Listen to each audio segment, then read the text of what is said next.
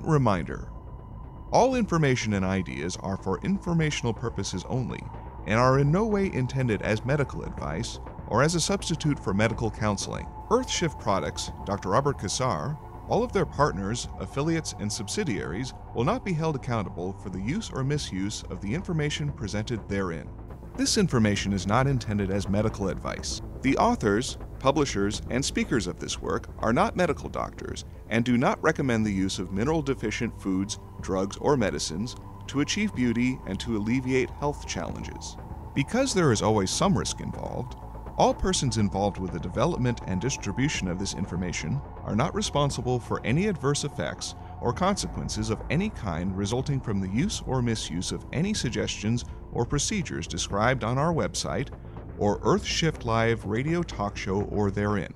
We've never really applied everything that we're about to that equation. It's just like you are what you eat. We've never really pushed that button all the way by taking the most powerful foods on earth and in growing them in the best way possible, right? We've never really done that.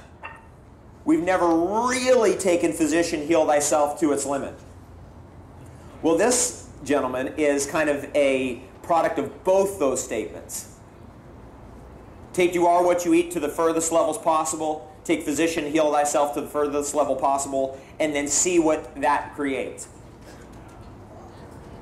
And it's pretty amazing. It's actually miraculous. We are in a place now where not only we can activate healing, we can activate genius faster than ever before. Do you want to wait around? Who's willing to like wait around another 10 years so we can finally figure stuff out?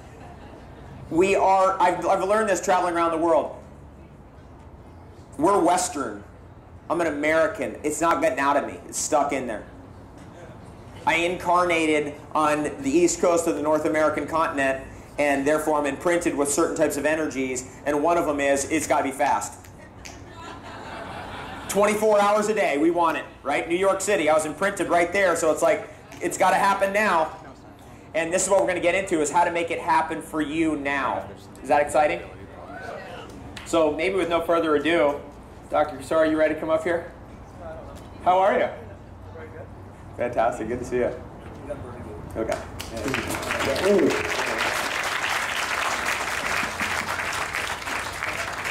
This is my friend, Dr. Robert Cassar, and a true example of a healed soul, right? On the way to healing. We're all grabbing this next ring. Let's get a mic over here. Yeah, we're all grabbing this next ring. And all I can do is look up to sometimes people where they're at so I can say it's attainable. And that's the biggest goal that I share with people is what level are you at? That's cool, but there's always another level to come to because we call it ascension, not ascension. We know that ascension remembers just going out, but ascension, of course, would mean that you probably have to look inside first before you want to look out. So I've been looking and meeting a lot of different people, from John the Baptist from Hawaii, one of the new crusaders that I've actually met in Crusaders, because this is his life, is to be able to rise to the occasion in consciousness and genetics. And each of us do have a story, and the story is pretty cool.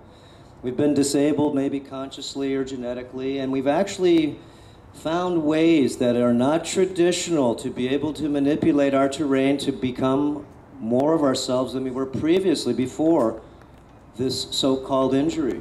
The injury is a wake-up, okay? It's really a wake-up when you look at this paradigm we're in, because we know that the system that we're doing at this time is truly, truly unsustainable, internally and externally.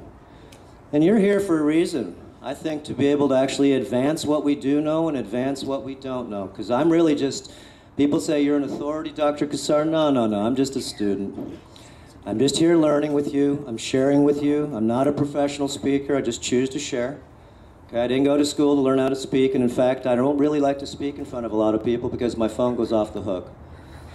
Which is good, but sometimes it's not either. So, and the only ones that know that are Casey's been living at, Casey's Casey James.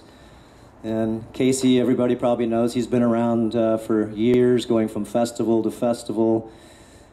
And he's been at my house consistently on and off for how long now, Casey? About 2 years. So 2 years and 7 months. Is he my boyfriend? No. I mean, he's got long hair, looks like a girl like me, but actually he's a really good brother assistant that I need to find people really that actually have this conscious breakdown. Conscious breakdown, okay? In order for you to have a conscious breakdown, you pretty much have to have a genetic breakdown, which means that you got to get sick or find out that you actually have a sickness that you didn't even know you had. And so this was part of my problem. I got into a massive auto accident in 1997, which totally made me disabled.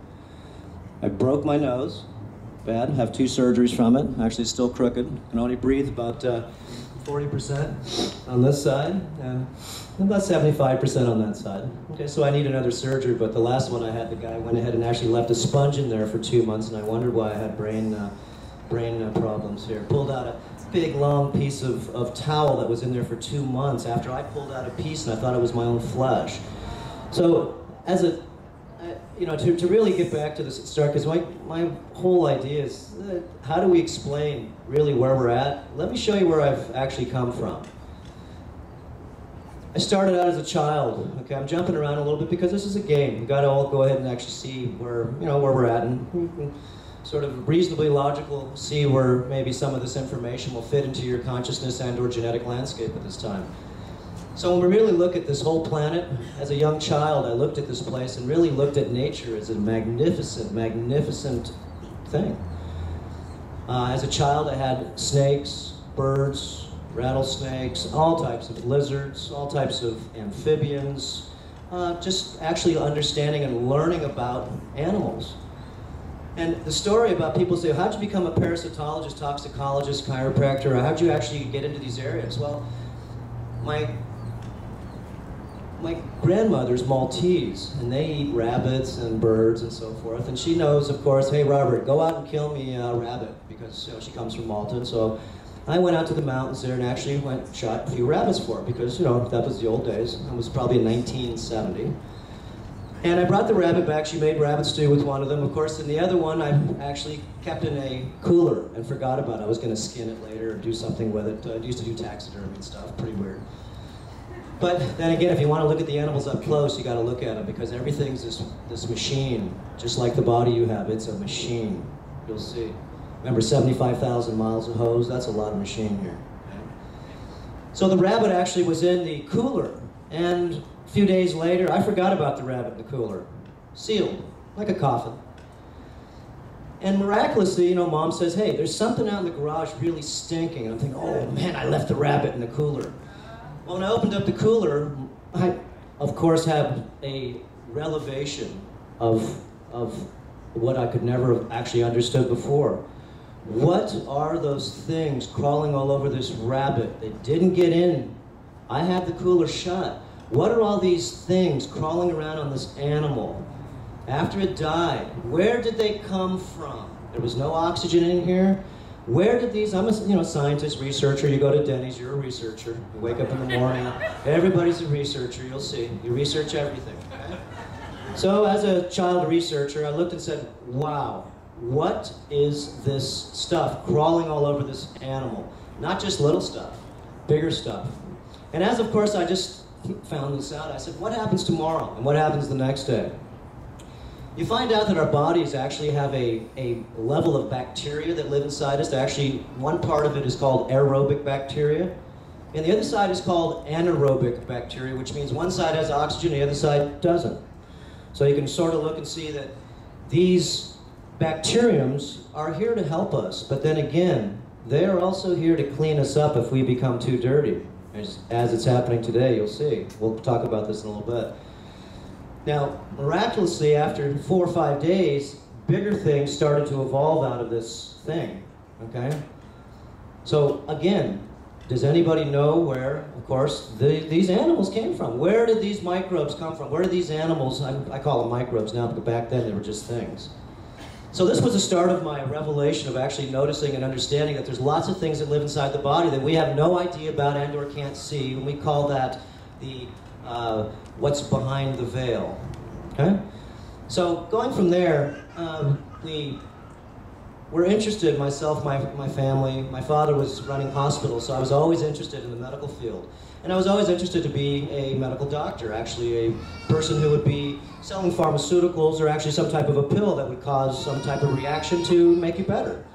So anyways, the whole idea to this system here is that there is a confusion that we see at this time. And right now, I just want to share with some of the confusion of as I met David, and David has opened my eyes up in things that I would never have seen, only because he's playing in this area that I don't have really the time, or maybe I wasn't really interested in. And this side I'm going to show you people is really bizarre, okay? This is bizarre. And in fact, that's what a lot of people call me. Instead of Dr. Cassar, they say, hey, Dr. Bizarre. Yeah, Dr. Bizarre. Wow. And after this, you'll see. You want to see bizarre? That's why you'll get the sort of message that this world is actually pretty neat. Everything is behind the veil, isn't it? Okay? Remember, everything is behind the veil. Who breathes you right now? Isn't that behind the veil? You're not. That's me. But who forgot to breathe me while I forgot? Okay? And you know there is an esoteric veil here. And so this is basically what we're looking at. And we're going to go ahead and actually share with you some ideas. Remember, it's problems, reactions, and solutions. Because if there's no real solutions here, then why talk about them? We know there's lots of problems here because we can see the reaction of all the people, of all the systems that we actually know at this time are crumbling. If sickness isn't around you at this time, we're going to share with you. Everybody in this room has a form of sickness that they don't know about. Okay? Remember, sickness means you're just not your optimum self. And we know that this body, of course, okay, I'm just going to show you this. This is sort of a weird machine. This is this machine, okay? And it accumulates things. And as we accumulate, we become, of course, restricted in energy.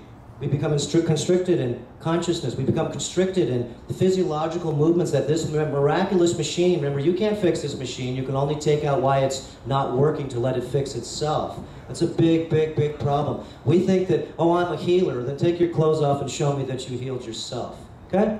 Oh, you're a doctor? Then I don't want to see your degree. I see it. It's MD, DC, acupuncture. You show me your pedigree so I can actually see that you've been actually seeing another system that actually we want to see. Because truth now is in the eye of the beholder. And each of us remember our own experiment. There's no judgment here. We're just on this road to becoming healthy, wealthy, and happy. And actually seeing others that have actually changed themselves this way actually is a big, big curiosity in my mind's eye.